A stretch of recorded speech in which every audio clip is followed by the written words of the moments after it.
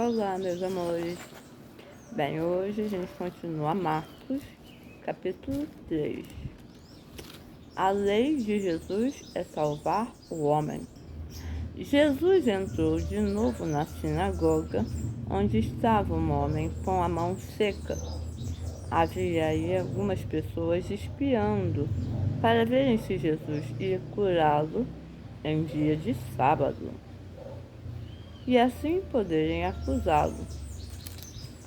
Jesus disse ao homem da mão seca: levante-se e fique no meio.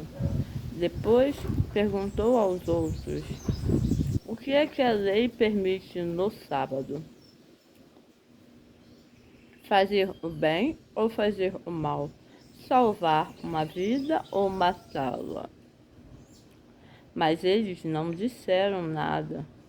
Jesus então olhou ao seu redor, cheio de ira e tristeza, porque eles eram duros de coração. Depois disse ao homem: estenda a mão. O homem estendeu a mão e ela ficou boa.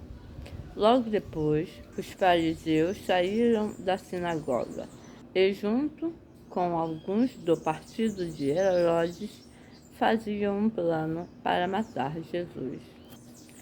Nesse primeiro trecho, Jesus deixa claro que a questão do sábado, que era sagrado,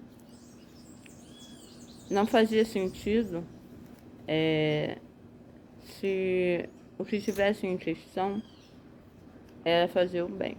E algumas pessoas sempre ficavam de olho em Jesus para ver se ele ia contra a lei do sábado.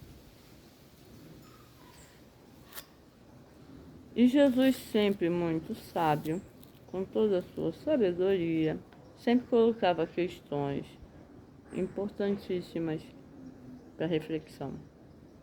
E para essa questão do sábado, ele colocou: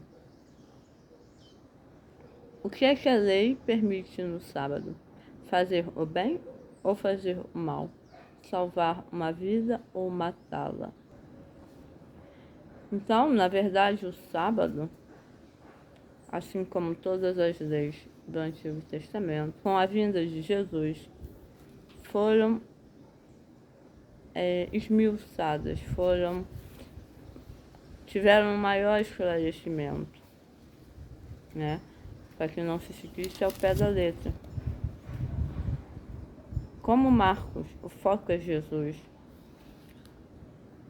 aqui a gente consegue perceber bem a sabedoria de Jesus na argumentação com relação aos que tentavam a todo tempo testar para pegá-lo em flagrante a ponto de levá-lo à morte.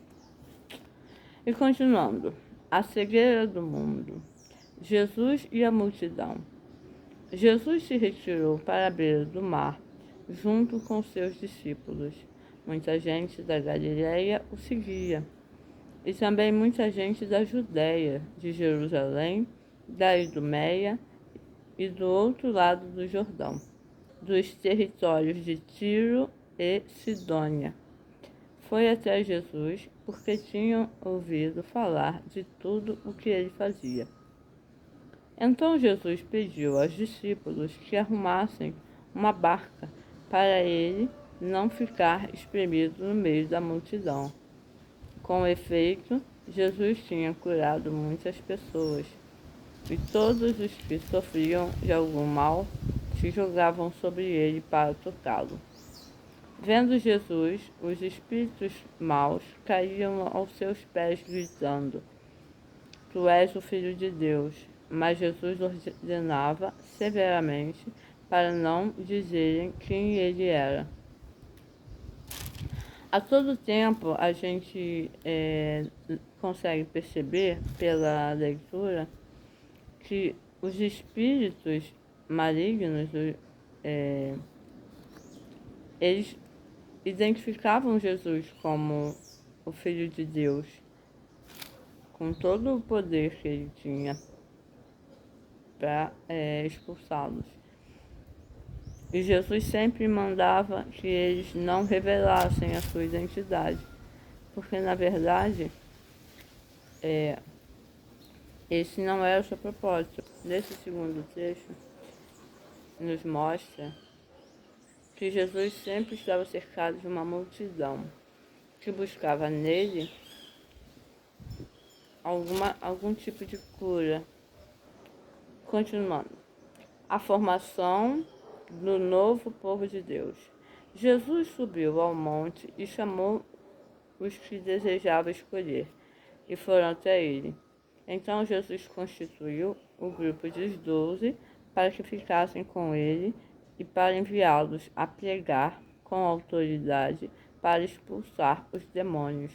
Constituiu assim os 12: Simão, a quem deu o nome de Pedro, Tiago e João, filhos de Zebedeu, aos quais deu o nome de Boanerges, que quer dizer filhos do trovão, André, Filipe, Bartolomeu, Mateus, Tomé, Tiago, filho de Alfeu, Tadeu, Simão, o cananeu, e Judas Iscariotes, aquele que depois o traiu.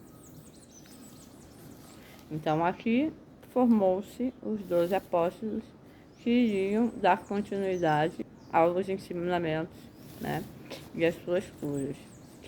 O pecado sem perdão.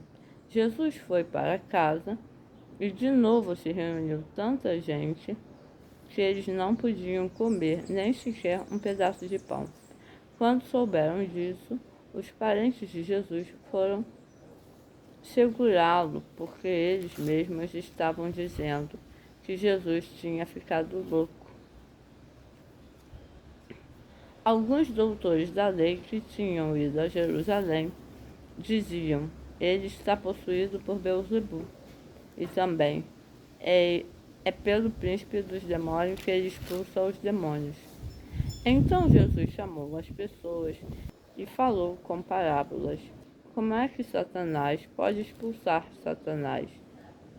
Se um reino se divide em grupos que lutam entre si, esse reino acabará se destruindo. Se uma família se divide em grupos que brigam entre si, essa família não poderá durar.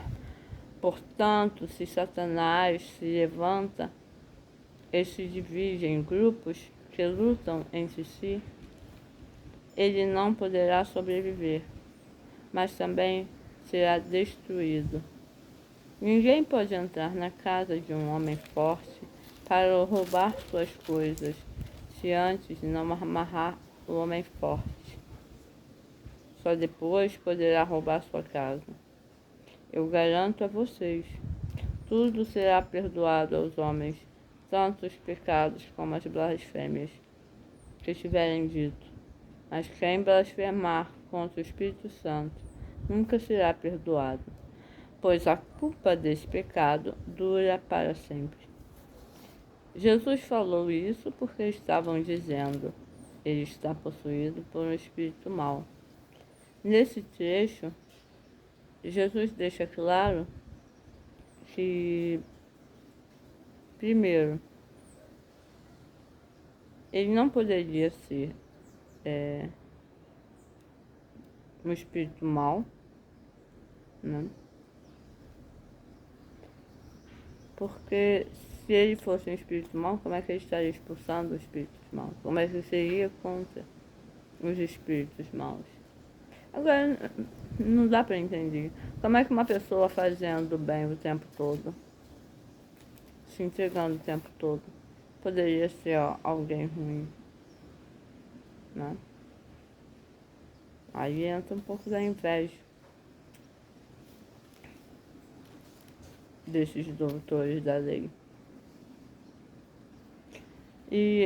Mas o grande ensinamento que Jesus deixa com essa parábola é com relação à divisão. E hoje a gente vive muito isso. Um povo dividido é um povo fraco. Uma família dividida é uma família fraca. Então, se nós quisermos nos fortalecer enquanto família, temos que ficar unidos. Se quisermos ter uma nação forte, um país forte, temos que permanecer unidos. A união aqui é o que vai fortalecer. Quando se divide, se enfraquece. Quando se enfraquece, se destrói. Então, isso é um ensinamento muito poderoso para a nossa vida, inclusive. Começar pela nossa família.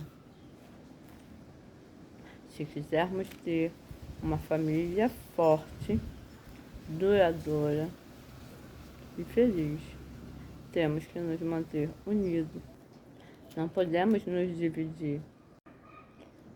E continua, a verdadeira família de Jesus. Nisso chegaram a mãe e os irmãos de Jesus. Ficaram do lado de fora e mandaram chamá-lo. Havia uma multidão sentada ao redor de Jesus. Então disseram-lhe, olha, tua mãe e seus irmãos estão aí fora e te procuram. Jesus perguntou, quem é minha mãe e meus irmãos? Então Jesus olhou para as pessoas que estavam sentadas ao seu redor e disse, aqui estão minha mãe e meus irmãos. Quem faz a vontade de Deus, esse é meu irmão, minha irmã e minha mãe. Ou seja, quem faz a vontade de Deus pertence à família de Jesus. E assim ele irá nos amar como família. Bem, por hoje é só. Fiquem com Deus. Deus abençoe a todos. E continuamos no próximo, o capítulo 4. Até a próxima. Tchau.